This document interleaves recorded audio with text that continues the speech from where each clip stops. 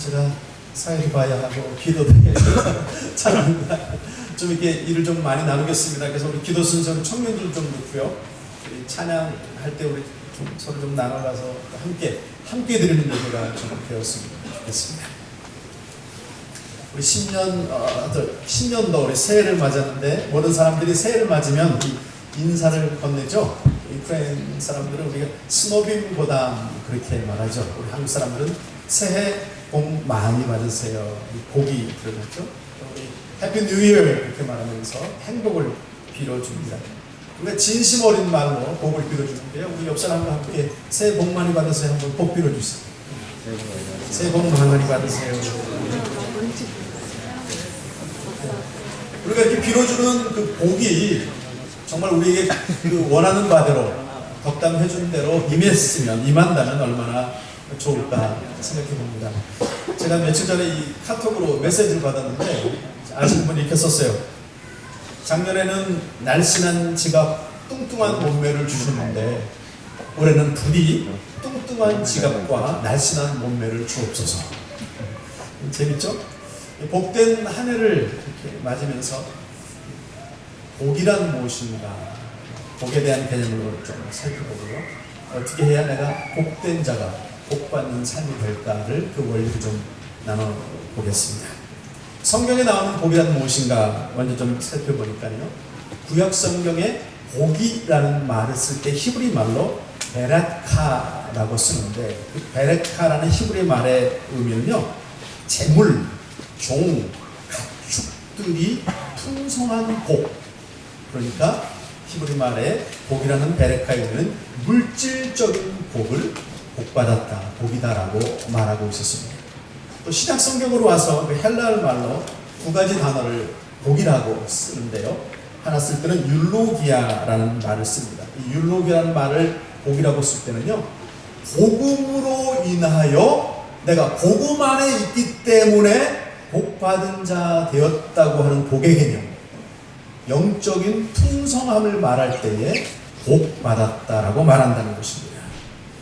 또 한 가지 또 다른 헬라 말로 복을 말할 때에 마키리오스라는 말이 있는데 이것은 복받고 있는 상태를 말하는 현재 상황의 복을 말합니다. 그렇다면 정리한다면 성서에서 말하고 있는 복의 의미는 물질적, 영적인 풍요로움을 지금 누리고 있음을 복이다라고 말한다는 거죠.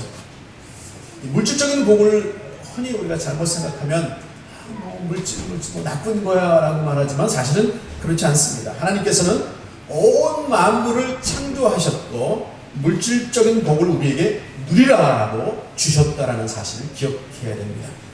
물질적인 복에 문제가 있다라고 한다면 그 문제는 바로 너무 지나치게 우리가 복을 물질적인 것에서만 찾는다라는 것이 그릇되었기 때문이죠. 또 하나 더 나아가 그 물질적인 복을 받았다면 그 복을 복받은 자답게 사회에 세상의 어려운이들에게 위해서 쓰지 않고 있는 것이 물질적인 복의 문제점이라고 볼 수 있습니다.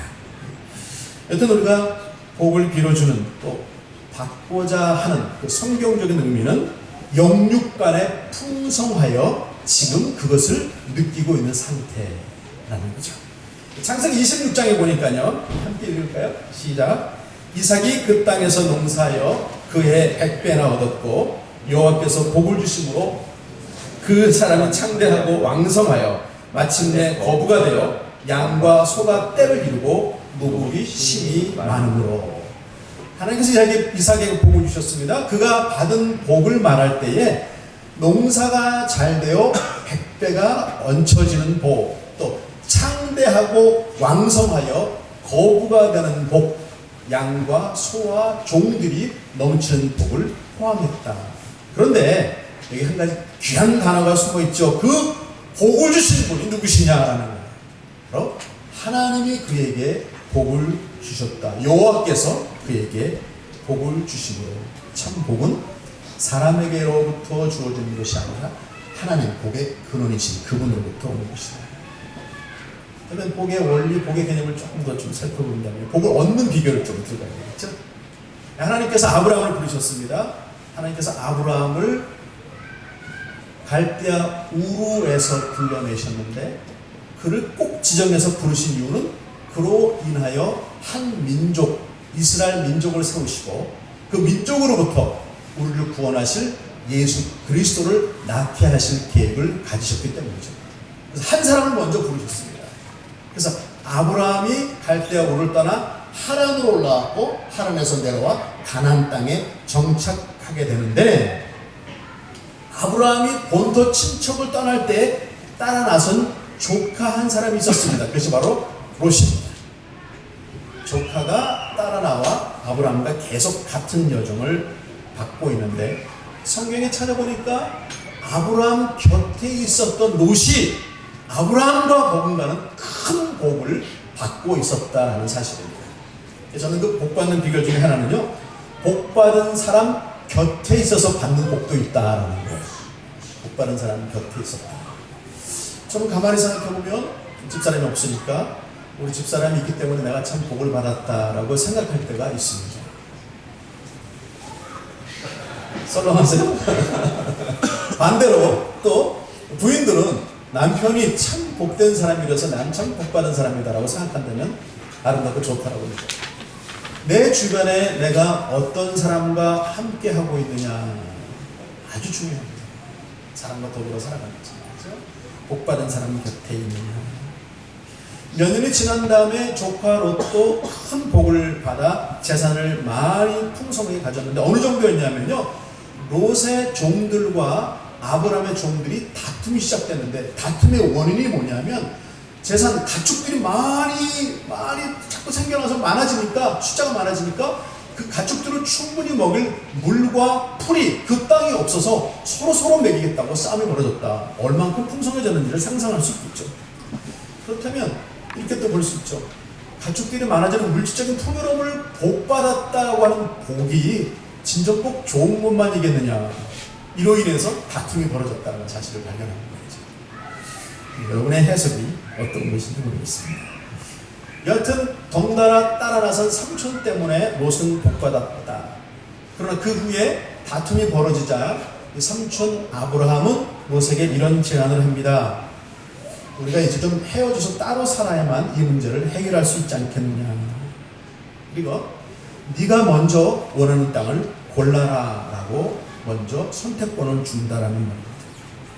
나이로도 족보로도 모든 상황으로 미뤄보아서 내가 이 땅을 차지할게, 네가 저 땅으로 가라 라고 말할 수 있었음에도 불구하고 아브라함은 조카를 배려하고 사랑하는 마음으로 먼저 원하는 땅을 가져도 좋다, 가져라 라고 말해준다는 거예요.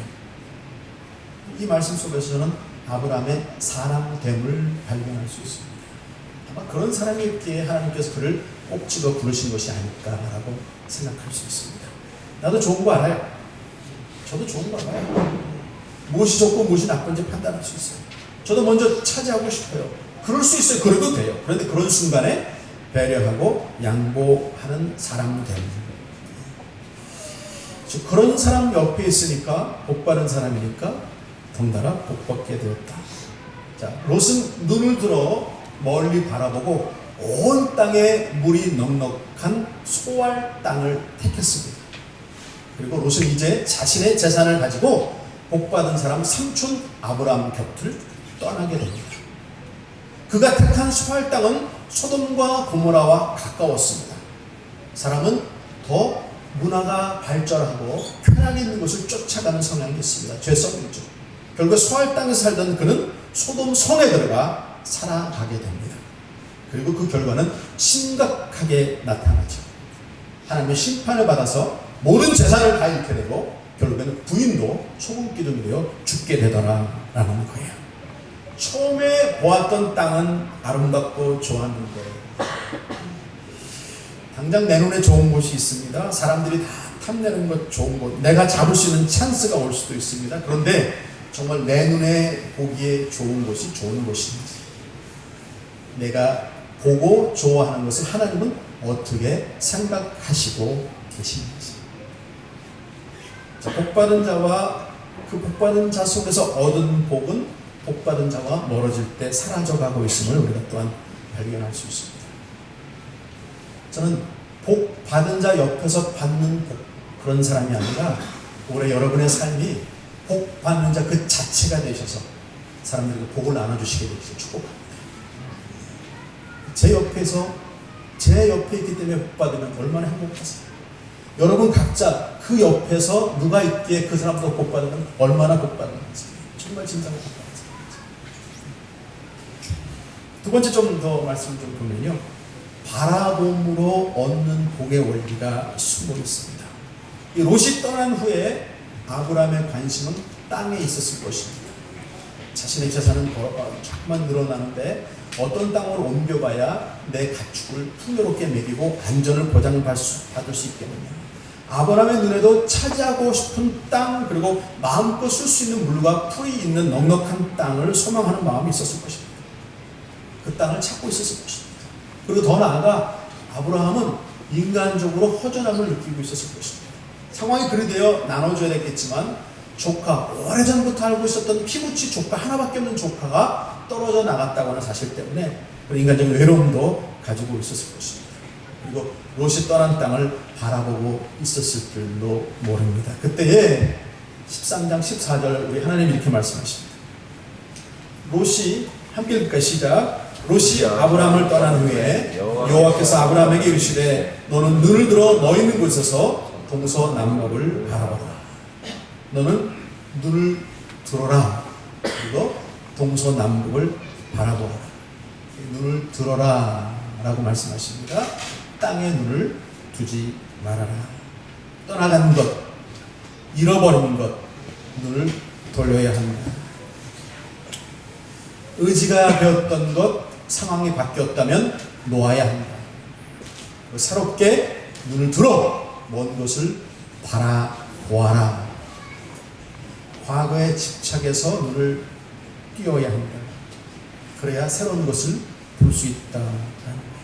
다 털어내라 라고 하나님 말씀하십니다. 먼 곳을 나와도록 바라보지 않겠느냐. 먼 곳, 더 큰 비전, 장기적인 것, 영원한 것을 바라보자. 근데 하나님께서 지금 저것을 바라보라라고 하시는 것은요, 한 곳만이 아니에요. 오는 상황을 다 바라보라고 하십니다. 동서남북을 다 바라보라. 전체를 열어두어라. 무한한 가능성을 바라보아라 라고 말씀하십니다. 하나님 안에 있는 사람, 하나님과 더불어 가는 사람, 하나님 말씀에 귀 기울이고 그 안에 기뻐하는 삶을 살기로 애쓰고 있는 사람들은 하나님과 함께한 미래가 펼쳐지는데 무한한 가능성을 가진 미래다라고 말씀하시고 계십니다. 사람을 보지 말아라. 인생을 바라보면, 기대하면 실망만 남는다. 너는 나와 함께 더 큰 미래로 나아가자 라고 말씀하십니다. 시편 121편 기자는 이렇게 말합니다. 내가 산을 향하여 함께 읽게. 시작. 내가 산을 향하여 눈을 들리라. 나의 도움이 어디서 올고 나의 도움이 천지를 지으신 여호와께로서. 아름다운 고백이죠. 내가 이제 다 놓고 내 눈을 들어 하늘 저 먼 곳 산을 향하여, 우리 주님이 충만히 채워주신 그것을 비전 보며 나의 눈을 돌립니다. 나의 도움 오직 하나님, 모든 것을 주인이신 여호와께로부터 옵니다. 어디에 소망을 두시겠습니까? 무엇을 바라보시겠습니까? 조금 더 볼까요? 바라보면 왜 중요한가? 사람은 바라보는 것을 얻게 되기 때문입니다. 롯은 물질적인 풍요로움을 바라보았습니다. 그리고 처할 땅에서 더 큰 쾌락을 바라보게 되었고 소돔성으로 들어가더라라는 거죠. 그런 경험들 하지 않으세요? 요즘 무엇을 바라보고 계십니까? 무엇을 마음에 품고 계십니까? 무엇을 가장 많이 보고 계십니까? 무엇을 기도하십니까? 에덴 동산에서 하와는 사탄의 유혹에 넘어갔습니다. 먹으면 죽는다라고 하시는 과실을 보게 되었습니다. 보게 되니까 먹음직도스럽고 지혜롭게 할 만큼 탐스럽게 보였습니다. 결국에는 먹고 죽었습니다. 온 인류를 죽게 했어요. 누구를 바라보느냐? 무엇을 바라보느냐? 나는 지금껏 무엇을 바라보며 왔느냐? 나는 이제 무엇을 바라보며 살아야 할 것이다. 말씀을 준비하다가 제 경험을 좀 나누고 싶었어요. 아주 촌스러운 일, 한두 번 우리 예전에 본 얘기 같은 촌스러운 얘기. 제가 19살 때, 저 어렸을 때는 그냥 우리 고등학교 때 은혜 받고 제가 그때는 그냥 신학교 골장 가는 거예요. 그래서 1979년 오래된 거예요. 근데 79학번인데 이제 대학교에 신학교에 갔습니다. 하여튼 제 마음이 뜨겁죠. 신학교 올 정도로 마음이 뜨거우니까 하나님, 제가 하나님 앞에 어떤 종이 되어야 되겠습니까 싶어서 기숙사에다가 큰 세계지도를 하나 제 책상 앞에 붙여놓았습니다. 아침에 늘 묵상하고 기도할 때마다, 공부할 때마다 그 세계지도를 바라보죠. 세계지도에 촌스럽게도 조금 이렇게 사진을 제 얼굴을 다 올려가지고 여러 나라에 다 붙여놓았습니다. 유럽에도 붙여놓고 미국에도 붙여놓고 어떻게 생각했는지 소련 땅에도 붙여놓았습니다. 그리고 기도했습니다. 미국 가서 살게 하시고, 그리고 소련 땅을 열게 하시고, 열리자마자 이 땅을 열어주셨습니다. 바라보며 원치 마세요. 제가 공부하면서 미국에서 공부하고 싶은 생각이 들었으면 두 군데 학교에서 꼭 공부하고 싶었습니다. 그래서 그 학교가 사진 찍혀있는 그 하늘에서 찍은 그 엽서 2장을 얻어서 텍사스에 있는 한 학교, 샌프란시스코 한 학교 붙여놓고 기도했습니다. 바라보았습니다. 결국 그 나라에서, 그 땅에서, 그곳에서 공부하게 하십니다. 바람의 원리, 바라봄의 원리. 무엇을 바라보냐? 이루어주시는 것. 지금 무엇을 바라보고 계시는지. 두 번째, 바라보면요, 생각하게 되고 말하게 되기 때문입니다. 여기 능력이 숨어 있습니다. 상상을 낳습니다. 상상은 내 가슴을 설레게 하죠. 요즘에 말하는 말은 심쿵. 놀래서 심장이 쿵한데 상상하게 되면 심장이 쿵쿵대고, 그리고 어떻게 돼요? 말하게 되죠. 내 마음에 푹 말하게 되죠. 마가복음 11장 우리 예수님 이렇게 말씀하십니다. 함께 이렇게 시작. 그 말하는 것이 이룰 줄 믿고 마음에 의심치 않으면 그대로 들어가시오. 예수님 말씀하셨어요. 말하는 것이, 네 입에서 쏟아져 나오는 말하는 것이 이루어질 것을 믿고 있다면, 의심하지 않는다면 그 말한 대로 될 것이다. 하나님께서 아브라함을 부르셨습니다. 동서남북을 바라보아라라고 하십니다. 보는 것을 너에게 줄 것이다. 그 땅을 밟고 다녀보아라. 네가 찾아갈 것이다. 너의 자손들에게 이 땅을 영원히 줄 것이다. 영원히 그들이 차지할 것이다. 그 땅을 차지할 너의 자손이 얼마나 많은 줄 아느냐? 티끌처럼 셀 수 없이, 그러나 셀 수 있게 많아질 것이다. 지금 이 말씀은 누구에게? 아브라함에게. 아브라함은 어떤 상황이에요? 자식 하나 없이 늙어가고 있는 상황인데 하나님께서 이렇게 말씀하시는 거예요. 온 땅을 돌아보아라, 바라보아라, 그리고 땅을 다녀보아라. 그가 바라본 대로, 마음에 품은 대로, 상상한 대로, 말씀에 믿은 대로 하나님 안에 있어서 이루어진 놀라운 결과들은 바로 우리도 구원받게 된 이스라엘 민족을 낳게 되었고, 우리에게 큰 은혜로 임하게 되었다는 거죠. 복받은 자, 하나님이 함께 하시는 자. 올 한해 그런 삶이 여러분 가운데 펼쳐지기를 축복합니다. 물질적인 복도 받으셔야죠. 그래야 나눠줄 수 있거든요. 없는데 내가 어떻게 베풀 수 있어요? 물질적인 복도 받으셔야 돼요. 그러나 물질적인 복만이 아닙니다. 영적인 풍요로움도 잊지 않으셔야 돼요. 그리고 복받은 자답게 항상 복받은 자로 믿으며 그것을 느끼고 행복하고 감사할 수 있는 복이 또 함께 그 안에 숨어 있어야 한다. 그렇게 복받은 자 되어서, 복덕으로 되어서 기쁘시게 하는 올 한 해 되시기를 주님으로 축복합니다. 기도하겠습니다.